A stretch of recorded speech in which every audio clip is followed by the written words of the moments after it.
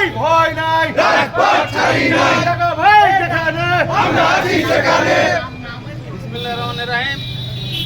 আমরা রাষ্ট্র মেরামতে 31 দফা বিতরণ লক্ষ্যে জনাব ভারপ্রাপ্ত চেয়ারম্যান জনাব তারেক রহমানের নির্দেশে এবং ম্যাডাম বেগম খালেদা জিয়ার নির্দেশে আমরা সারা দেশে এই 31 দফা বাস্তবায়নের জন্য আমরা অক্লান্ত পরিশ্রম করছি এবং লিফলেট বিতরণ করছি।